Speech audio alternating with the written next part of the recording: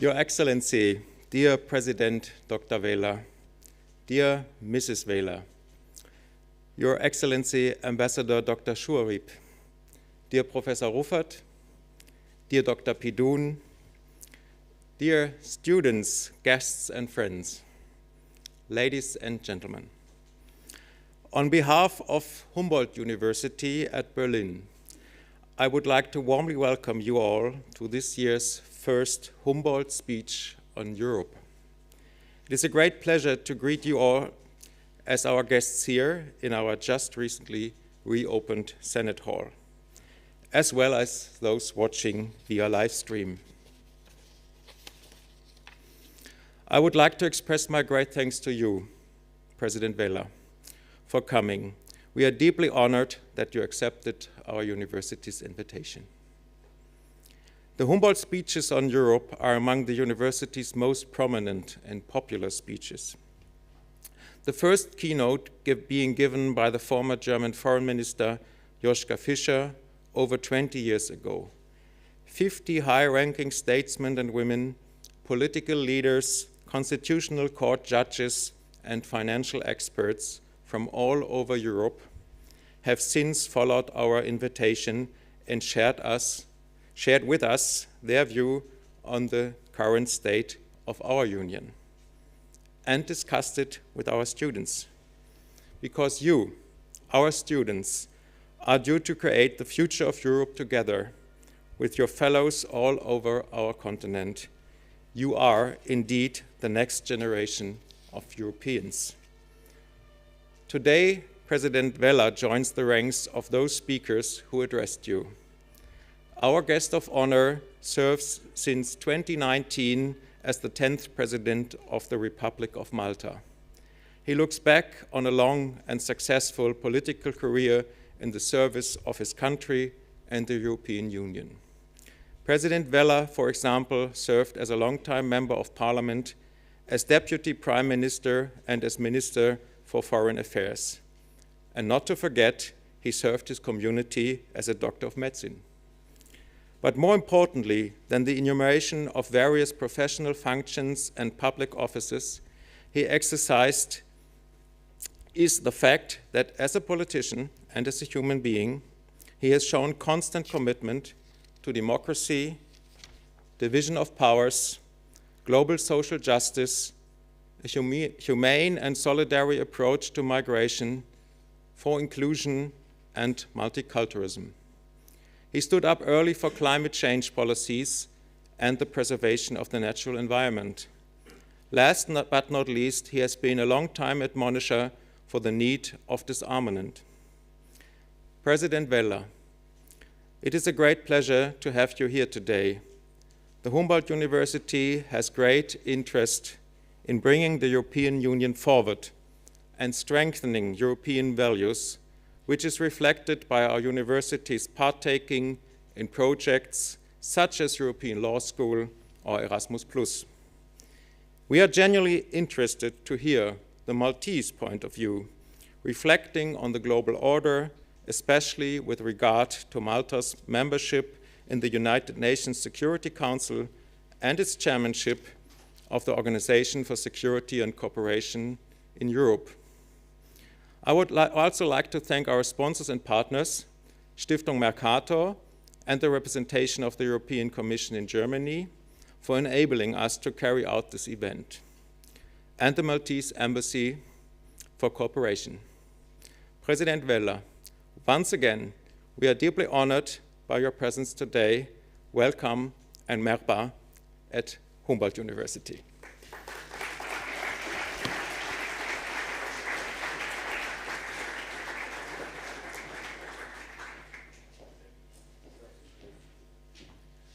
Just give me a second. It will not take too long.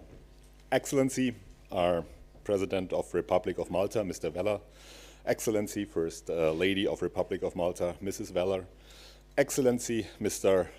Ambassador Schuerib, dear Mr. Heller-Meyer, dear Professor Ruffert, dear students, ladies and gentlemen, and distinguished guests. It's a great pleasure and honor to welcome you to to today's Humboldt speech on behalf of Stiftung MacArthur. Not long ago, we had been here to welcome Mrs. Roberta Metsola, President of the European Parliament, in the context of the Humboldt speeches. Who would have thought that 3 months later we would have the honor to welcome another inspiring Maltese leader with a strong European vocation, Mr. President George Vella. The Humboldt speeches have been established as a great tradition to discuss the EU's most challenging issues with visionary European leaders and to venture a look into the future. We are proud to be part of this journey, and I'm not sure whether this journey will ever end. Today's speeches on the present world order comes to a crucial time. We have entered another decisive year for democracies in Europe and worldwide. The quote of the Economist 2024 will be the biggest election year in history, with almost half of the world's population is voting. Be it in Europe, means European Parliament, Austria, Portugal, or internationally, the United States, South Africa, or India. 2024 will also determine the degree of to which democracies are able to consolidate and defend themselves. This is one of the reasons why our foundation has decided to sustain its work with the aim to strengthen democracies.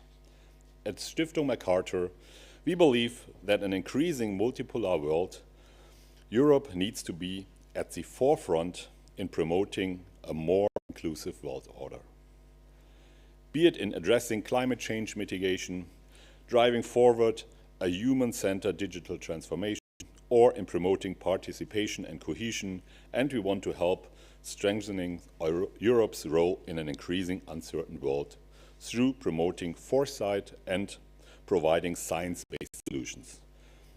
The next years will be decisive for the extent of which Europe is able to face some of the biggest challenges.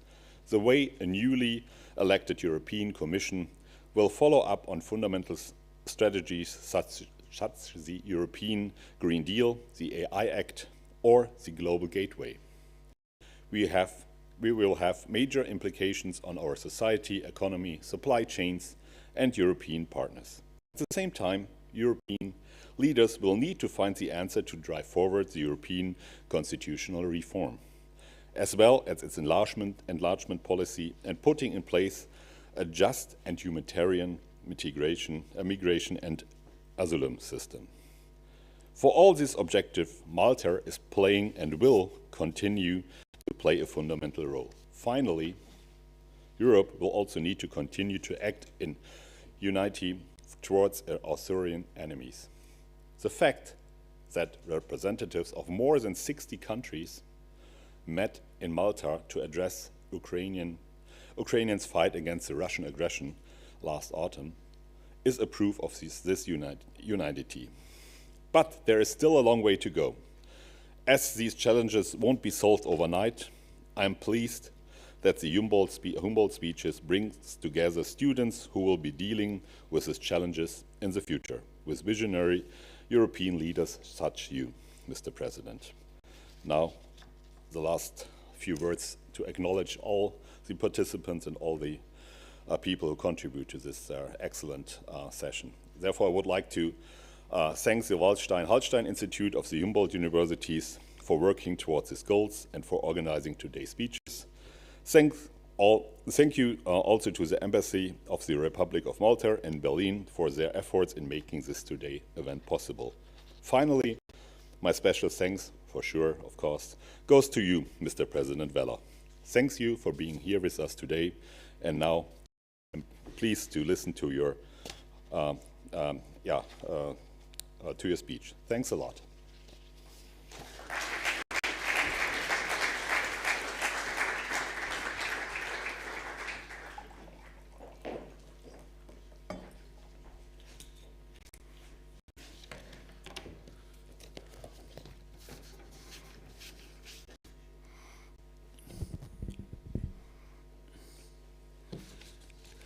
Professor Matthias Ruffert, Vice President Hellmeyer, dear students, esteemed guests. First of all, good afternoon. It's a great pleasure and an honor for me to be here with you this afternoon. Also, I would like to thank the Humboldt-University for inviting me to make this address in this august institution. Thank you all for coming. Motivated and inspired by the very strong international profile of the university, I'll be sharing with you some observations on the state of international politics and on the present state of affairs around us. I'm going to try to speak relatively briefly and then turn this meeting into a more active and dynamic exchange through questions and answers. Let me also at the very beginning set the context of my address today. I'm only weeks away from the termination of my presidency. That's towards the beginning of April. And we'll use this occasion as an opportunity for an open and frank assessment of where the international community stands, where the world stands, as seen from my point of view, of course, in my assessment. In this regard, you will allow me a degree of directness, I'm sure.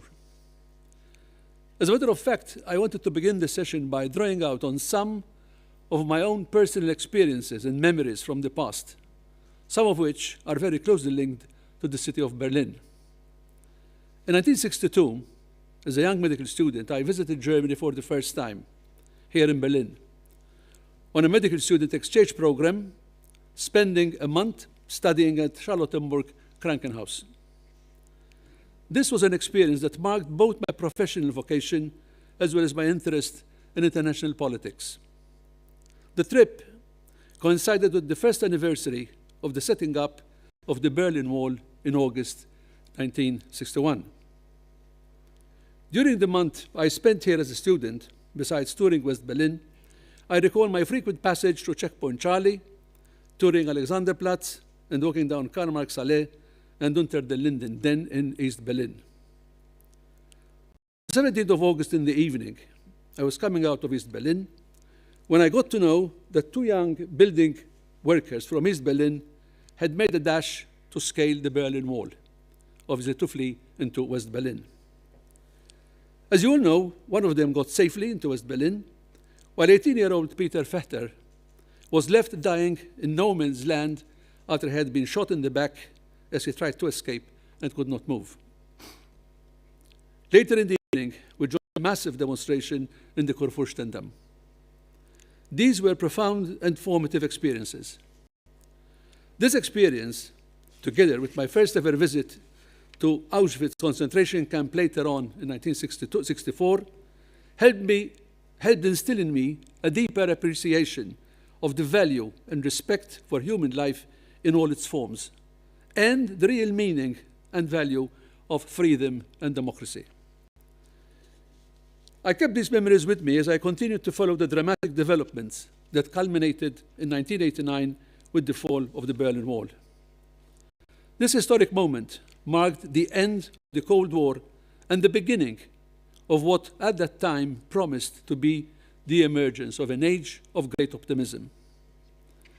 When I look back on those years, what I remember mostly is the sense of optimism marked by a genuine belief that a page in history had been turned, and there was then a very strong sense that the world was truly moving towards the grand vision based international order.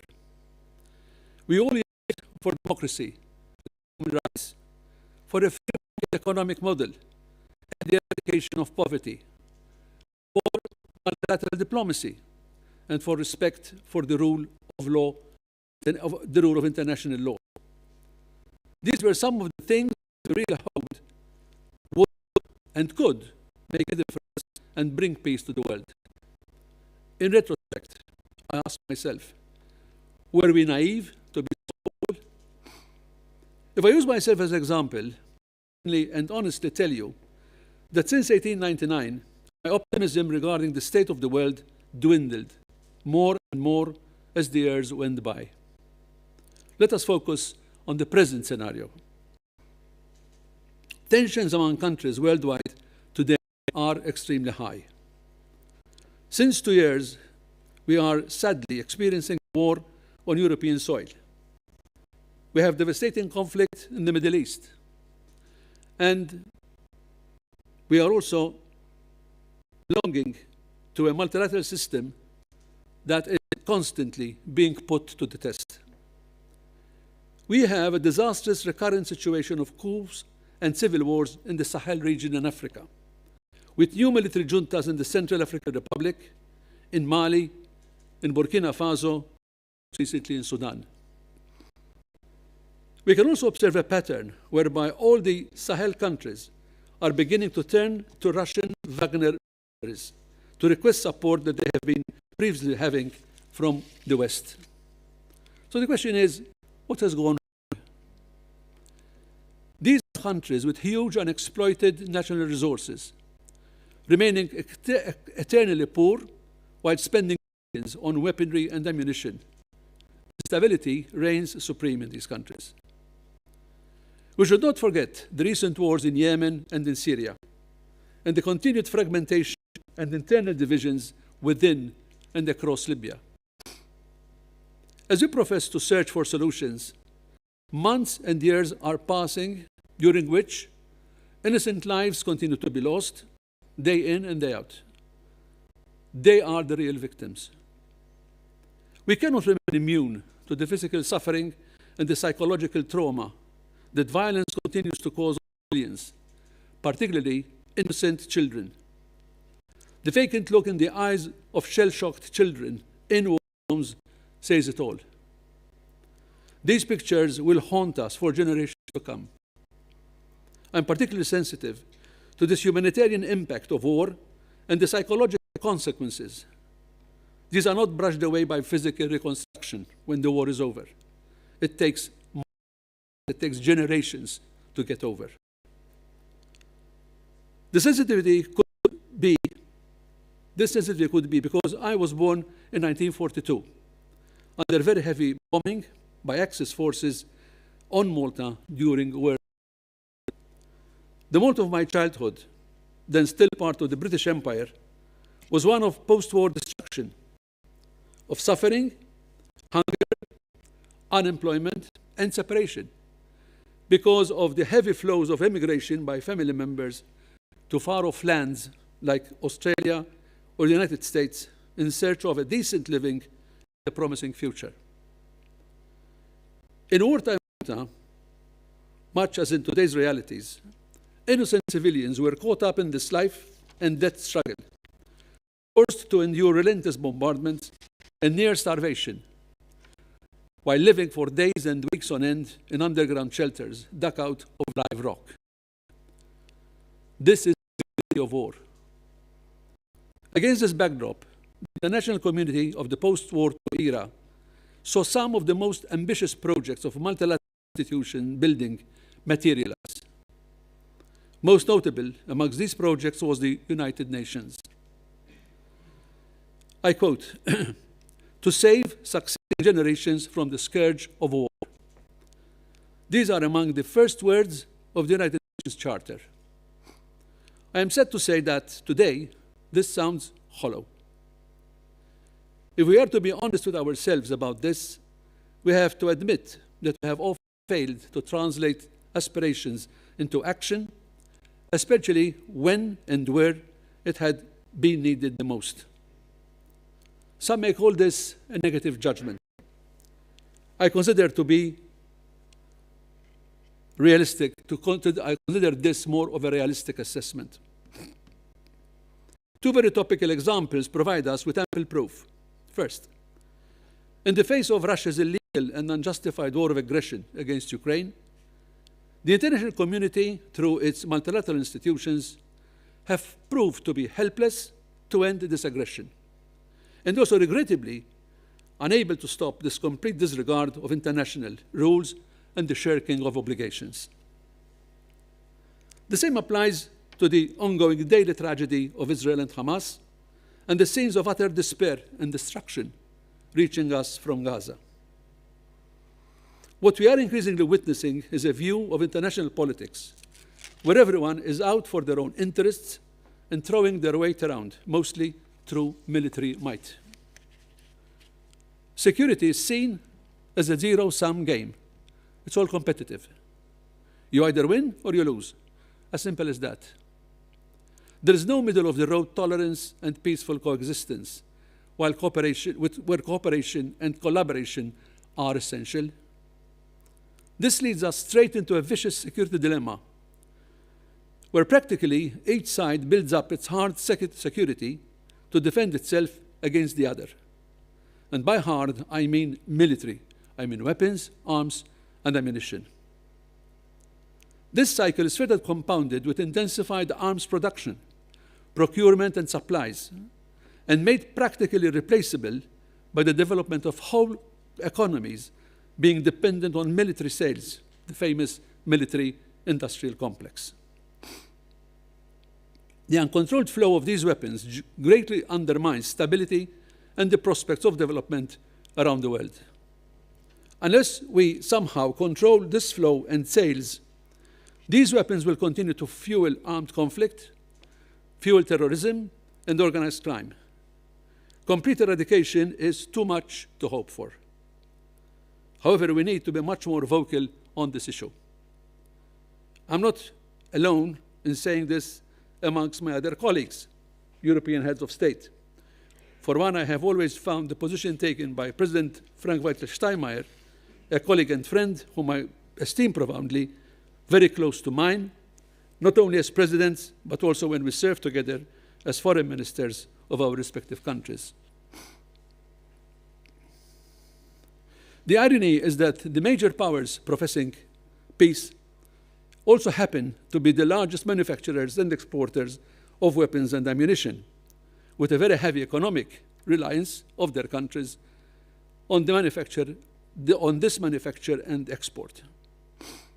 Do we ever stop and question why foodstuffs and medicines hardly ever make it to a conflict zone, while arms and ammunition somehow carry on doing it?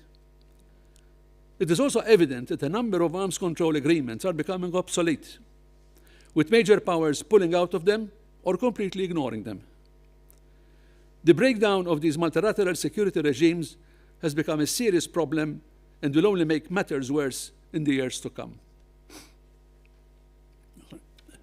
Excuse me.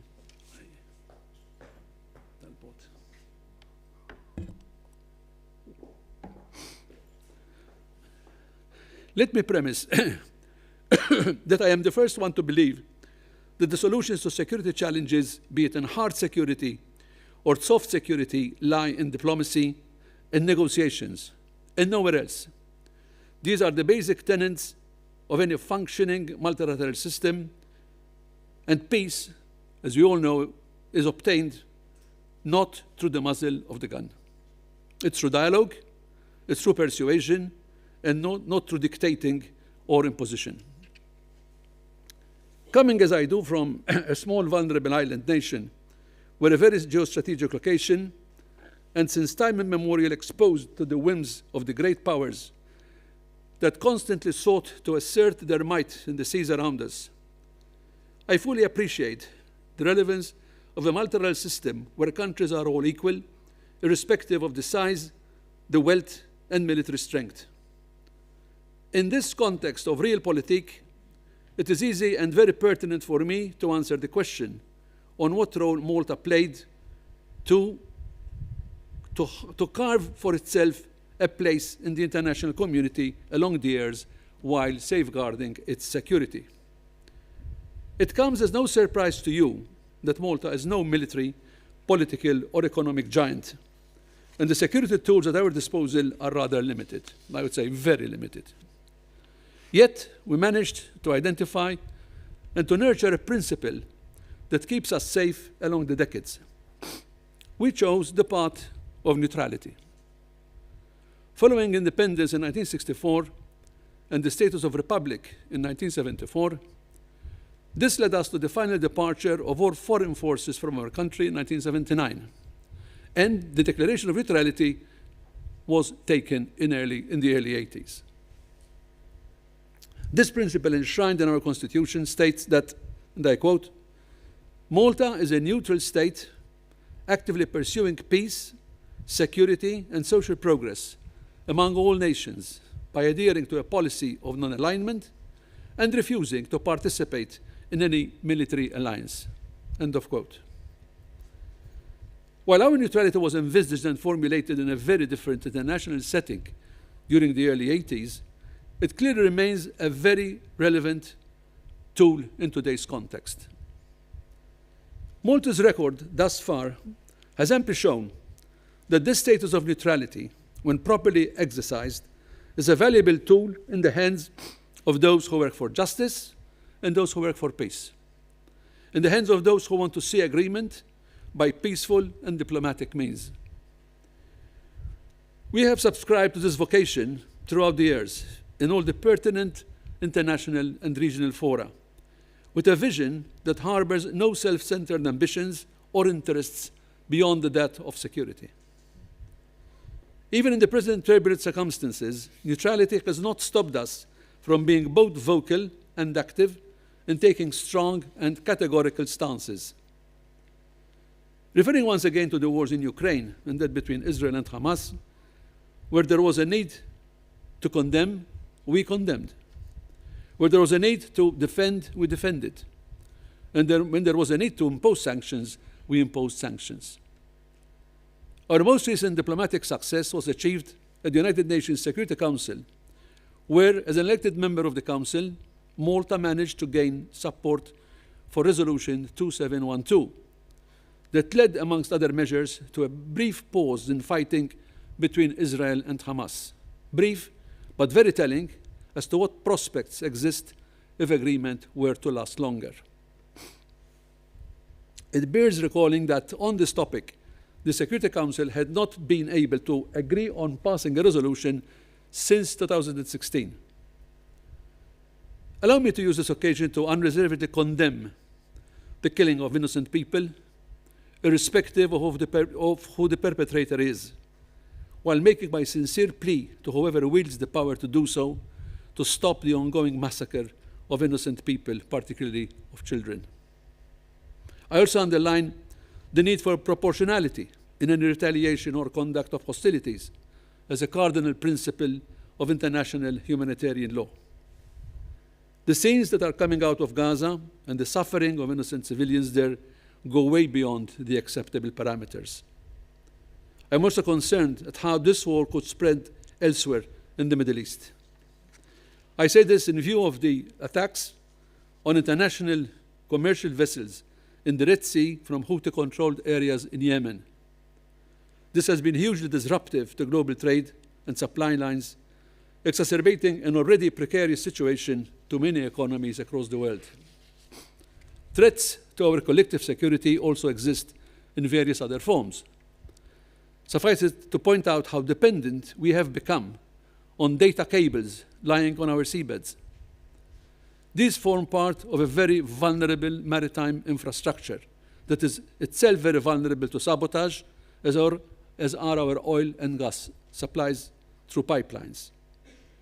Oceans, unfortunately, have become a contested zone for the first time since the Cold War. Other threats to our collective security come in the form of an ever-rising tide of populism and far-right political movements. At this juncture in global affairs, we cannot allow international organizations to be brought practically to a grinding halt. Review of structures and operational procedures are long overdue. The reform of the Security Council has been discussed for many, many years on end. Malta is standing up to be counted at the United Nations Security Council, and has only weeks ago accepted the request to assume the chairmanship responsibilities of the other organization, the Organization for Security and Cooperation in Europe, for the year 2024. We are proud to rise again to the occasion and help avoid an unprecedented leadership vacuum in the world's largest security and cooperation organization. Closer to home, we also have a long-standing history of involvement in Mediterranean politics. Our geographical location, exactly at the heart of the Mediterranean, dictates that we put a premium and give all our attention to the region's stability and security. A great number of the world's crises have their origin in this basin, unfortunately. The Israeli-Palestinian conflict, the war in Syria, instability in Libya, and its serious repercussions in the whole of the Sahel, the spread of terrorism, transshipment of illegal arms and drug shipment, the refugee crisis, not to mention the impending negative effect of climate change, especially on future refugee flows coming out of Africa. I have regularly spoken of my frustration at the way in which the international community has time and time again failed to recognize the urgency of tensions in the Mediterranean or to act in a timely manner. A pattern of reactive responses has emerged over the years, with action being taken when it was too little or too late or both. Reactions to the Arab Spring movement in 2011 are a case in point. Unfortunately, we also see that at times the European Union, with worrying divisions between its member states, hinders the bloc from taking the lead when it comes to issues that pertain to the southern neighborhood. Unlike the commendable demonstration of steadfast unity that we have all managed to show on Ukraine, European Union member states are often split into various camps when faced with the challenges that continue to fester in the Mediterranean.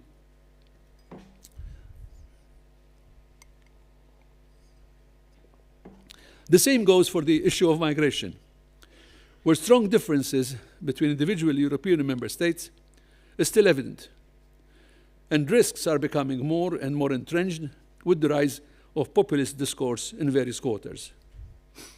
The number of irregular migrants along the Mediterranean route is not sustainable. From our perspective as a frontline member state, we can say that the much spoken about solidarity at European Union level has been lacking when it comes to migration, to say the least. Unity of the European Union is to be preserved on all possible fronts. In a time when our values and ideals are threatened by war and turmoil, populism, and the resurgence of extremist political ideals or competing values, we must continue to believe in and to strive towards a stronger European Union. And this brings me to the issue of European Union enlargement, which in my view remains the most powerful foreign policy tool at the European Union's disposal. The progress registered over the last year in this area is promising, and I hope that this momentum in the enlargement process is sustained, even though it brings up issues that need to be looked at to ensure that the European Union retains governability. I am referring to the voting methods and the decision-making systems in an enlarged European Union. Looking at challenges that go beyond our neighborhood, the alarming impact of a changing climate merits our increased collective attention and concrete action. I'm afraid that we are not fully aware of the disastrous consequences we will have to face were we to miss the targets set in COP meetings. Current projections on climate change foresee a temperature rise of way beyond the maximum 2 degrees centigrade put down in the Paris COP21 agreement of 2015. This sounds ominous, as the effects will be felt not in the remote future, but in 10 to 15 years from now. This scenario poses a serious risk to poverty reduction and threatens to undo decades of development efforts as outlined in Sustainable Development Goals. During international efforts, and despite all the efforts that have been undertaken, poverty has become more widespread in many countries in the last decade, making poverty reduction the core challenge for development in the 21st century. As the years pass, it becomes all the more clear that most of the objectives of the Sustainable Development Goals will not be met by the 2030 deadline in 6 years' time. And despite very good possible intentions, millions will regrettably be left behind. Dear friends, This short tour d'horizon, which is a rather bleak one, brings me to one final appeal to you. To you, our up-and-coming citizens of the world, the policymakers, and possibly also future leaders of our countries. The legacy of my generation is nothing to be proud of. It's not an easy one for you to inherit. I wish we could bequeath you a better heritage. However, I urge you to do your part to revive a narrative of peace, of dialogue, and trust in diplomacy. You are very much in time to mend our mistakes, to reverse the damage, and to fill the void we have created. Invest your energies and intelligence in the right values, and hard as it may be, do not bow your head to or look away from aggression, from abuse, or from injustice. Take this baton and this challenge to build a healthier, fairer, kinder world that is more peaceful and more prosperous. You owe it to yourselves. Thank you for listening, and I look forward to hearing your comments and answering your questions that you might be wishing to make. Thank you very much.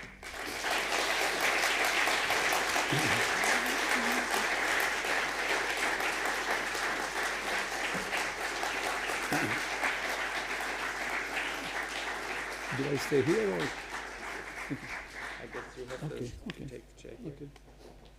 Professor Rupert is doing the interview.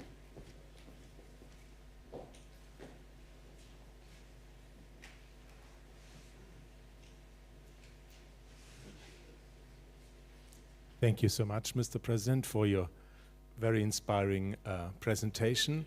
Now, as you announced, we have the questions of our students, and I ask you to raise your hands if you want to ask one.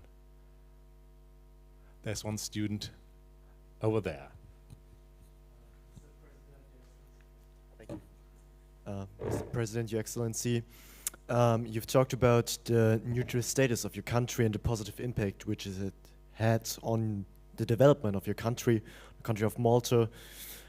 Facing now the current Russian aggression in Ukraine and seemingly never-ending conflict, would you say that a neutral status is for Ukraine as well possible, or a possible solution for the conflict between Russia and Ukraine?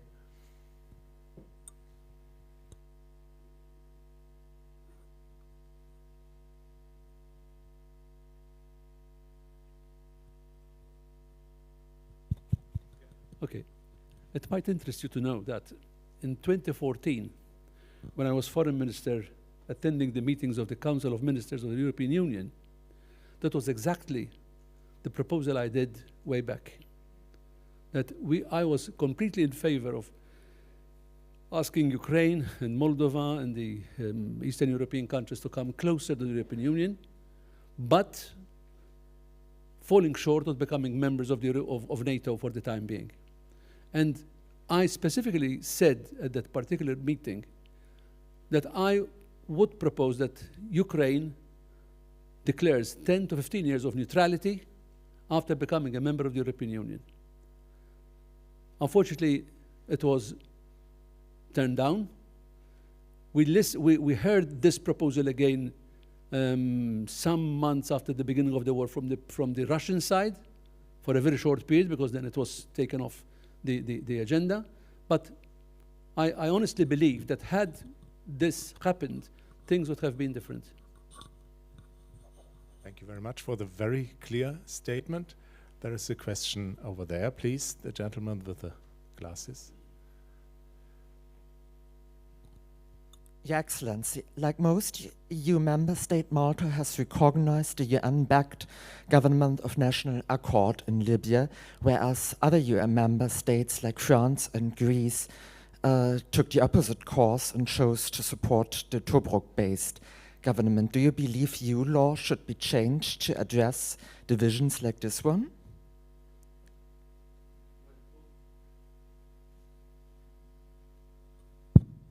Talking about Libya is something which is very complex. And I don't propose to put forward solutions in a few minutes. However, I was talking about the need for unity in the European Union. Libya is a case where there has been, from the very beginning, disunity between the members of the European Union. You mentioned yourself. France was on one side, other countries like Italy were on the other side. What we have today in Libya, after all these years from 2011, is a state of anarchy, division, and lack of agreement on the simplest of things, of calling an election. I'm hoping that the Commission for Elections will see elections through, because now there is a certain amount of push for that to happen. But I am sure that were Europe to be, in a single voice about Libya, things would be different. I mean, I know that the conferences in Rome, and especially the one in Berlin, the conferences in Berlin on Libya did give results, especially when we're talking about disarmament, about control of armaments, and all the other things that happened. But even that stopped completely because there are two fronts. There's Aguila Saleh, who's running parliament on the Benghazi side. There is Beiba, who is on the Tripoli side. And obviously, there is also then Haftar, who is going around, and even recently, and I was shocked to listen that two of his sons were put in charge of what happened in Derna to administer the funds that are going to Libya to make up for the damage that happened after the dams broke.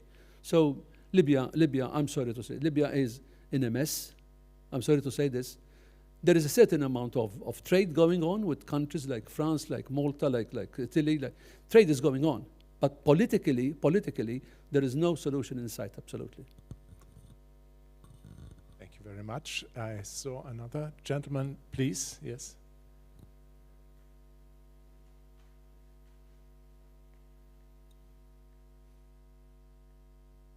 Thank you. Your Excellency, Mr. President Vella, thank you so much for your words. They were truly inspiring. My question pertains to the recently uptaken referral to the European Court of Justice regarding the infringement process with respect to certain conferrals of nationality within Malta. And I was wondering what your position is regarding the duty of loyalty under the TEU and the recent, the not so recent jurisprudence of the International Court of Justice on that matter. Thank you very much. Yes, so with respect to the golden passport programs, the EU has alleged that this would be in breach of the genuine connection criterion from the Nottebohm case of the International Court of Justice, specifically with Article 4, subparagraph 3 of the Treaty on the TEU.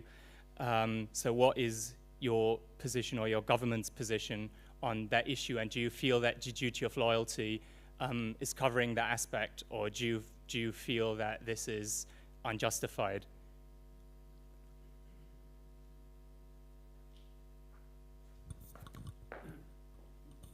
Yes, perhaps I would be in a better position since I'm the ambassador. The president is a non-executive president, so he does not speak on behalf of the government, but is the symbol of the unity of the nation. So what I can say about this is there are infringement proceedings.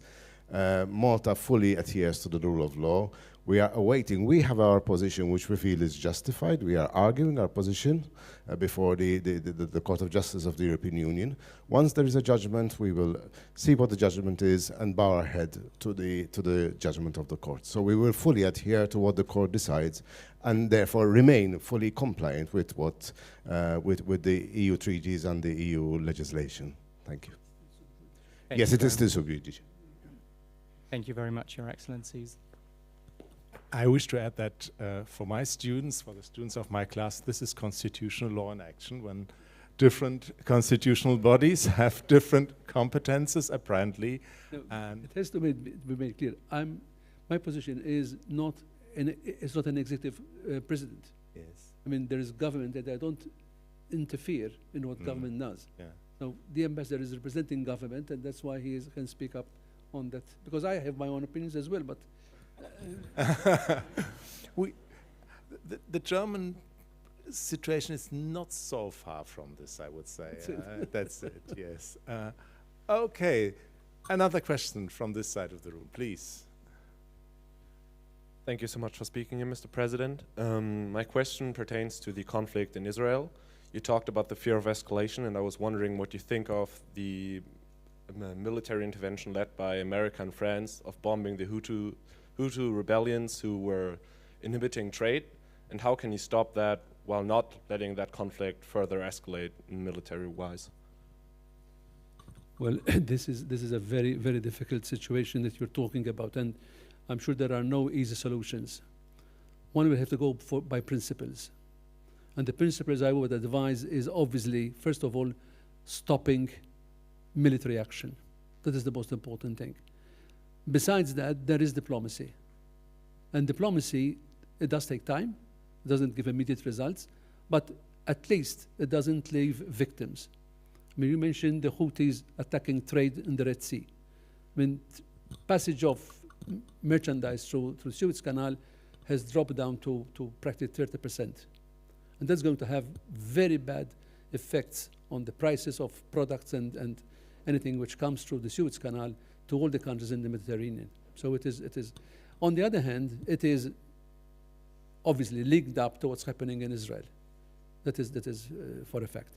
And my position, and I'm also sure that it's the government position, and in this case I do speak in parallel with government, we are for stoppage of all military activity, for more humanitarian supplies to be allowed to go into Gaza, and for the situation to be discussed seriously, at the diplomatic level. There are no solutions by just carrying on killing mothers and children and everybody. I mean, Hamas are not going to be eradicated simply because there is this firing. I'm afraid that we are, with what's happening, we are creating new generations of Hamas people in the future. If you get my message, you know what I mean. I'm not saying that Israel should not have retaliated. Of course it should have retaliated. I condemn completely, with no qualifications, what happened on the 7th of October. That should never have happened. But at the same time, there has also to be a certain amount of proportionality when we are now, counting 26,000 citizens, civilians being killed and counting. I think that's too much. So there must be some sense of proportionality, and we sit down around the table and come to serious decisions as to what to want to see in the future. First, the presence of Israel. That's absolutely to be guaranteed. The security of Israel. That's to be guaranteed. But then again, why not the presence of a Palestinian state? This has been in the offing for all these years, and nothing has happened. So these are the three basic things that should happen, and from those discussions, we move on to see what has got to be done to bring peace to the region. Thank you very much. Oh, there are further. The lady in the middle. Your Excellency, thank you very much for your speech.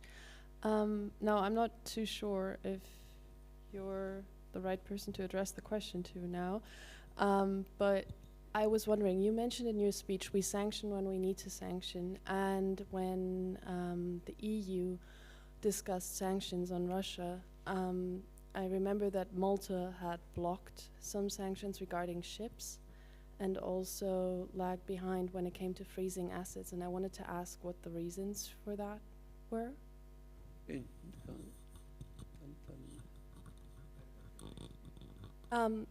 When the EU discussed sanctioning Russia in regard to the war in Ukraine, Malta blocked sanctions in the EU in regard to ships, and no, I think what you're referring to, what I'm referring to, is the passage of, is it ships that carried gas? Malta and Cyprus, I believe, yes. But that has got to do with shipping. It's not this political, that is purely commercial. What one can say, I mean, we see this happening in Council, where different member states, including Germany, has its own interests. And obviously, when sanctions are being decided upon, every country tries to also represent its own interests. However, Malta has never blocked the adoption of any of the sanctions packages. Never. It has not. Malta is not a country that likes to block or to veto. We believe in dialogue, we discuss, put our views, and at the end of the day, we go for consensus and stick to the consensus. Thank you.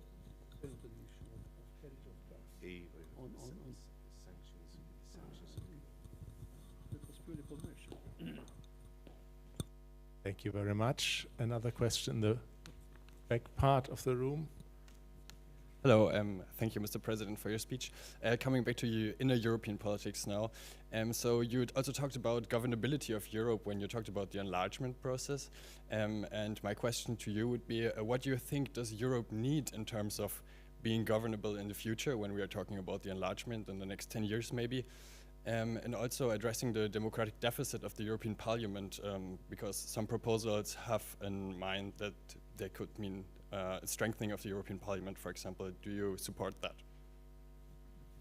Well, the European Parliament has been getting stronger and stronger since the Lisbon Treaty, and this is something which is very positive. When I talked about I wouldn't say the dangers, but the challenges coming from enlargement, obviously one of the big challenges is decision making. I mean, today with 27, it's one thing. If you've got 30, 36 members, it's another thing. And there's already talk about removing unanimity in certain decisions, especially when it's dealing with common foreign security policy. But then again, there are also other decisions for removal unanimity when it comes to tax harmonization, for example. And then, even as our ambassador is saying, we have our own interests, because as a small country, we cannot rely and not have the strength, in inverted commas, that we have now when we're talking about taxation. Taxation is something which needs unanimity in the European Union. Now, losing that right to block or to have, certain changes in the European Union is not something you can give up just like that. It needs a lot of discussions, and I know that there is what is called the Uranina process, where you can decide in unanimity to relinquish unanimity. And that is something which is, but one of the things which I was talking about is precisely decision making. Decision making is very important, and when there is a enlargement of the European Union, we'll have to see that it will remain governable. On the other hand, the other decisions that I was referring to was the speed of bringing in members in the European Union and the sequence. I mean, we know that the Western Balkans have been, waiting to become members of the European Union for all these years. Now we're talking of quick membership for Ukraine and Moldova. Not that I'm against it. I'm not going to the intricacies of that. But one will have to be careful not to, put the others in a waiting line which will never materialize, whereas others are brought in, without having to go through the normal process. That is one of the biggest challenges that I think. But the most important is decision making. Decision making is very important. Thank you very much. Further questions? Yes, please.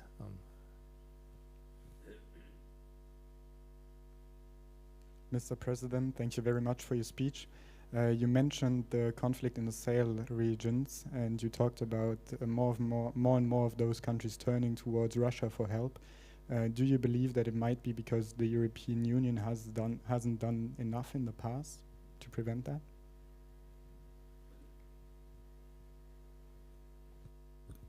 There is always a reason. There's always a reason. For example, why is it that, the last 2 years, actually the French, with all due respect, they were actually told to leave Mali after all those years having relations with Mali. There are more than the French presence in Mali. There are the Americans, there are lots of.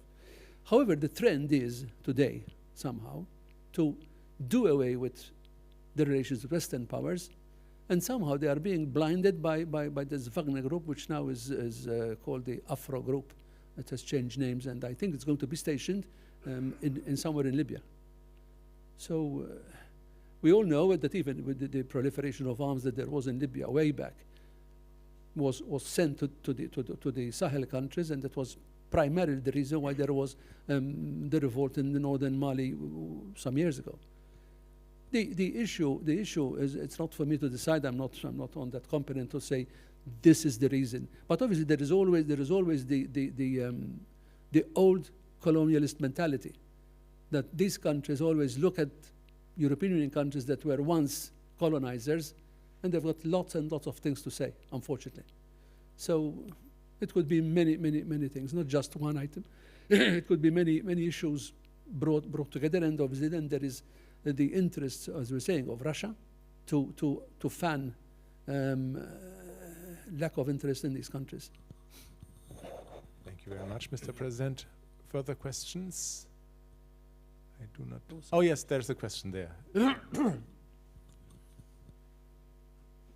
Mr. President, I would like to add to the question of my colleague right there. When we talk about reforms, and you've talked about reforms in your speech as well, we also talk about the European Union, not only about United Nations or its Security Council. I would like to ask you how you stand on the question of a direct election of the European Commission.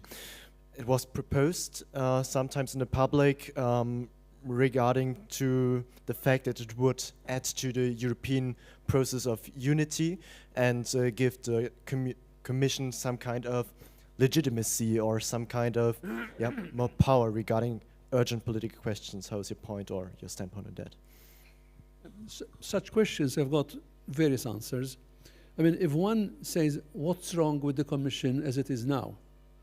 One might say they are not elected.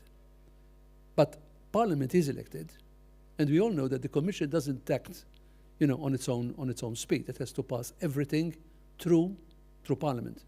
So if a commissioner comes up with an idea or a proposed law which he wants to implement, it has to go through the whole process of going through Parliament, especially after the Lisbon Treaty. And there is more co-decision between the Parliament and the Council. So it's not just people who are sent to Brussels deciding on their own and imposing things on the European Union. They have to pass through the whole system. Now, whether they are elected directly as well as are the members of Parliament, personally I have nothing against it, because they would be obviously carrying more power because they are directly elected from the people. As it is today, we always say that the only really democratic institution in the European Union is the European Parliament, okay? But it doesn't mean that the Council and the Commission, even more the Commission, because the Commission does not take decisions. The Commission simply makes proposals which are then debated, discussed, accepted or not accepted by Parliament eventually. So there is this democratic filter. Thank you very much. There's another question in the back of the room. Dear Mr. President, again. So right now, when we are reflecting on the present world order, as you talked about many wars and conflicts all over the world, and once again, the question of European integration is very much high on the agenda, but also a question that comes with it is the question of the European army or European military. What's your stance on that? Do you think that probably right now is a good time to start integrating on a military basis even further? Well, this brings to mind the talk that there was some years back about strategic autonomy, the concept that Europe by itself could have an army strong enough to face challenges. I'm not a strategist, I'm not, in military, but I fail to understand how, at least under the normal circumstances, Europe can do away with the transatlantic relationship that has been built over all these years. And I'm referring to NATO, in the sense that there is such cooperation and such history between the two sides that it's inconceivable, at least at this moment, that there could be a detachment from the United States and Europe will go it alone. I know there is a very strong French push on this strategic autonomy, but I'm not in a position to decide, whether that would be enough or not. Most probably it will not be enough. And I know that this subject is also being considered a lot now that there is on the horizon there could be the election of Trump, who has in the past even spoken about sort of, you go your way, we go our way. And then also asking Europe to bring up the percentage of the budget that they spend on military equipment. I don't see, mind you, I'm not an expert in this, but I don't see, at least in the immediate future or in the foreseeable future, European force strong enough to do what is being done now by NATO. I think that is in the realms of, it's possible, obviously, with enough spending on that, but historically, I think the connection has become so bound together that it's very difficult for people like me to realize that they could be going their own ways. It's very difficult. Thank you very much. There's a question just behind the stairs. Say. Thank you, Mr. President. In the instance that American support for Ukraine should cease or significantly decrease, which position would you support, which European position would you support in terms of continuing to support Ukraine militarily to defend itself against Russian attacks, or would negotiation be a more viable position for Europe to support in the absence of NATO fully backing military solution? Well, this is a very hypothetical scenario, but undoubtedly, even as from now, I am one of those persons who believe that negotiation is very, very important, even at this very stage, because what we're seeing at the moment is a state of sort of equal forces. What's happening is that there are equal forces on both sides. They have the same equipment, the same technology, the same drones. So what's going to happen? It all depends now on the number of people, I mean people, men and women, that have to be sent to the front. In a war of attrition, it takes, you know, a constant supply of soldiers on the front. I'm putting this as a question. Will that be the contributing factor that will have to decide whether the war can go on or not? Because Russia has got 140 million to pick up from. Ukraine has only 40 million. And by now, we already have about 500,000 who have lost their limbs or died at the front. So if we think on these lines, one would say that there has to come a time when we have to stop and say, look, we have to sit around the table and start discussing what the outcome should be. Now, that is the $64,000 question. I mean, what would the outcome? Do we expect Ukraine to cede all the land that has been gained by Putin? Do we really believe that Putin will ever agree to go back to his original positions before he invaded? These are very difficult questions to put, but have to be contemplated, because we are dealing with a war. We're dealing with something which is active, something which is, you know, gobbling up, but not only the billions of dollars of weapons and ammunition, but lives, human lives. So the idea of discussion, of sitting around the table and giving a try to diplomacy, it's very, very, very important. On the other hand, from what we read, very few people know the mind of Putin. We don't know what his aims are and what an appetite he has now and after settling on some score or another. I mean, would it appease him by saying, look, theoretically, let's say the situation stops as it is at the moment. Will that be enough? Within months, he'll be attacking Moldova or other countries. So this is a very, very difficult question to answer. But one will have to reflect a lot on the parameters and on the factors that are to be put into this equation when we're going to plan, you know, how long is it going to go on and at what cost. And that is the most important thing. When we're talking about what cost, not only, as I said, not only billions of dollars, human cost. And there's a limit to that. There's a limit to that. Thank you very much. Other questions in the room? Yes, please. Well, thank you very much for your remarks. During your keynote, you've mentioned the international security dilemma, and as a solution, you've proposed, well, negotiations and diplomacy at large. My question to you is, what power and potential would you assert to judicial mechanisms such as the ICJ, the ICC? Last year we saw the, now it's 2 years ago, we saw the ICJ rendering well, preliminary measures with regard to Ukraine. I think tomorrow the ICJ will render, well, its, let's say, opinion on the issue in Israel with regard to Gaza. Do you think that these mechanisms can also have a valid potential in these regards, or would you rather view them as restraining the potential of diplomacy? Thank you.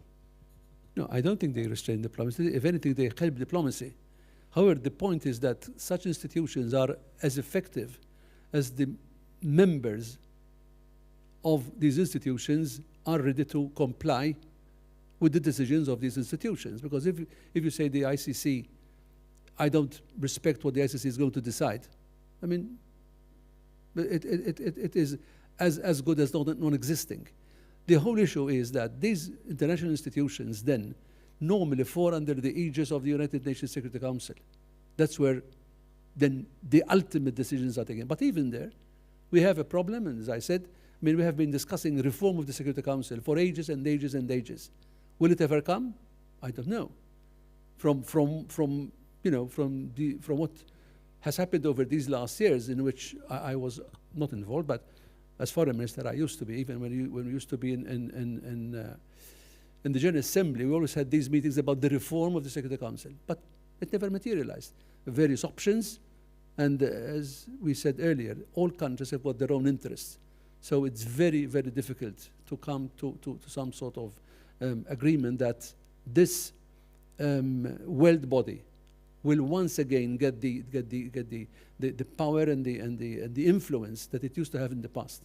I mean, you don't remember, obviously, you're still young, all of you, about the blue berets, about the peacekeeping facilities that the United Nations used to embark on.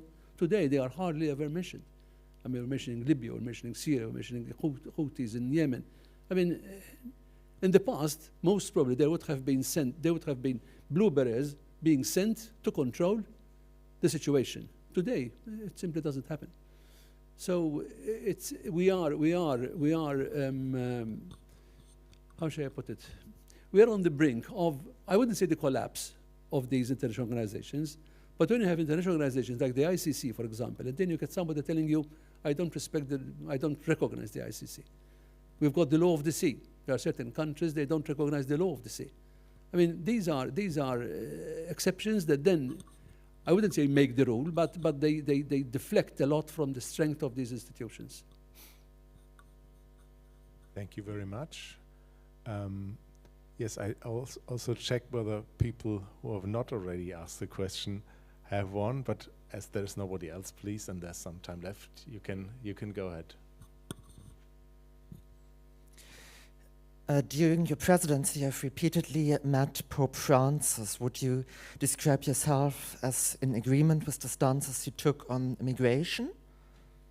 With France? Pope Francis. With Pope Francis. Franziskus, as we say in German, yes. Pope Francis is very sensitive to migration. And I can also tell you that when he was coming to Malta, he was thinking more in terms of visiting the migrant centers than the political people. And half jokingly, I relayed the message to the nuncio. I said, look, tell him that Malta is not Lampedusa, it's not that island in Greece. But he is dead bent on making this issue very important.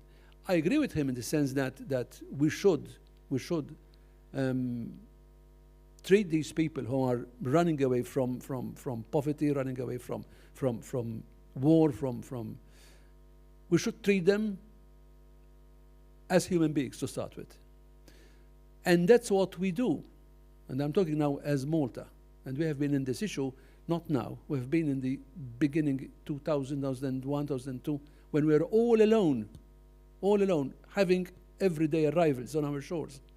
And with all due respect, many European countries said, it's not our problem. Today, everybody is realizing how big that problem has become. I'm saying this because we have at times also been accused of not doing our job. But I can tell you that our big concern is not giving immediate attention to the people who are crossing over. It's what we do with them once they land on our island, especially when we're considering Dublin II regulations. We have no problem with rescuing them, but then what happens in an island which is 330 square kilometers with 500,000 population? We have always appealed to the rest of the European Union that there would be solidarity put in place. And up till this very day, we are still arguing what we mean by solidarity, because certain European Union countries, unfortunately, simply don't want to have anything to do with the distribution of those who actually manage to qualify as refugees or for international humanitarian protection. That is our big problem. We have no problem with rescuing refugees who are crossing over. On the other hand, obviously, one will have to think in terms of the external factors that bring about migration. It's not just, you know, sitting pretty and waiting, okay, let them come.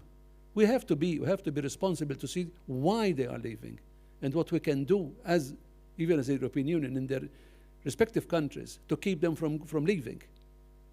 Mention just one thing, for example, why not have sort of an Erasmus Plus program for young people from African countries to come to Europe for 4 or 5 years to learn trades, technology, do some business possibly, and then go back to their countries to plow it into their economies. Why not? We haven't ever thought anything about that. And up to this very time, the asylum pact for migration is still being debated in the European Union, with certain countries absolutely not wanting to have anything to do with that. They are saying, look, if we don't accept migrants, but we can pay. I mean, it's not a question of throwing money at the problem. These are human beings, and human beings need to be welcomed and given opportunities, which is the primary idea why they left their country in the first place. They are running away from the unfortunate circumstances in their country to try to find better opportunities abroad. So no, I agree with the Pope, but obviously the Pope hasn't got the responsibility that countries in the European Union have. I mean, I know that he has taken some migrants to the Vatican, and even when he was returning, don't know from where, he took 12 people on the plane with him. But countries in the European Union have got to deal with the situation in a more legal and structured way, because we are 1 out of 27, not by ourselves. And the moment you give a status to a refugee, it means that he can have free movement in the whole of the European Union. The European Union has got still to come to an agreement on how actually that can be done. And Malta is not the worst country. Italy has suffered a lot on that, and even Greece. So we have to somehow see that these hundreds of thousands that are coming on a regular basis are not burdened on one particular country. They have to be distributed fairly, equally, you know, on an agreed formula, having to do with population, size, GDPI, our gross national product, and the other things. But as I said, there are still countries that absolutely refuse to have to do with that. Thank you very much for this answer. No, at the moment, there's one question very far behind, not easy to see for me. I'm sorry for that. First of all, thank you so much, Your Excellency, Mr. President. Secondly, I would like to raise a question again about the situation of the Wagner Group and Putin's Russia, because as we know, last year there was an attempt at a coup, and that was when the Wagner Group was disbanded, so that might have presented a situation about how Russian stability could play a very big role in the future, and I would like to hear what you would think about that. You're talking about the attempted march on Russia. Yes. That was organized by the Wagner Group. Yes. But then we know what happened. I mean, there was a plane crash, and somebody died. But the Wagner Group has not been disbanded. I was reading recently, they are calling themselves now the Afro Group, and they are actually organizing themselves in eastern Libya. Haftar is very much involved in that. Thank you. But would you then see a problem or a threat in the future to Malta's own neutrality, seeing as the country is located right in the middle of the Mediterranean and right next to the Libyan coast? Of course. When ISIS was a problem, I was foreign minister at that time, and I can tell you, I spent sleepless nights imagining what could happen if you know, anybody from the Muslim community that we have in Malta appears on television, you know, with a Kalashnikov and says Allah Akbar. I mean, those were really worrying times. I mean, this, what you're talking about, Malta being where it is obviously something which it's there, it's going to stay there. And this is why we are so interested in seeing that there is more stability and more prosperity in the North African countries, because it's our immediate neighborhood. And then beyond that, there is also what you used to call the neighbors of the neighbors. The whole of the Sahel has got to do with the North African countries. So this is Mediterranean politics, which is very, very, very difficult. And this is why I was lamenting the fact that countries like Libya, after all these years, since 2011, have been left, you know, everybody does business with Libya, business is going on, but the political situation is what it is, and there is no end in sight at the moment. There is no end in sight. It's a huge country with a very small population. There is very little contact between the East and the West. We're talking about, what, 7 million, 8 million at most. When a country which is as huge as if you put France, Spain, Poland, and Germany together, they fit in Libya. It's a huge place. It's a huge place. So there are these militias, and the Wagner Group is one of them. And let's not forget that when Haftar was planning to attack Tripoli, he was making use, 75% of his forces were from militias and mercenaries coming from Chad, from Sudan. They were not Libyans. This is the complexity of it. It's neighboring you via the sea, in a sense. Yes, yeah. So if there are, there's a question from, we have a direct link to the internet. Somebody asked the question from outside. Let us perhaps wrap up with the questions from the net. Yes, and that's quite perfect, because it's a bit more of a general question we received from one of our followers. And the question goes, what is the role of education and community learning in the present world order? Education is the focus of everything. I mean, education is something which, when I say education, I'm not meaning arithmetic or languages. Education in the widest sense, educating for the future, in values, in respect, in human values. Again, I repeat this. But this is what I mean by education. Obviously, education is the key to a better world, undoubtedly. Thank you very much. I think with Wilhelm von Humboldt watching us and listening to these words, I now have the very pleasant task to thank you all for being with us, to thank our supporters, the Stiftung Mercator, the European Commission, the Vice President of the University. I really appreciate your support. But first of all, to thank our distinguished speaker, President Vella, and that you will have a good memory of this afternoon, which is, I think, also you were giving news to us at the end of the period of your presidency. I have a little gift, which includes which includes the speeches of the preceding speakers, the last speakers, and I hope you may enjoy that. Thank you very much. Thank you so much, President. Thank you all.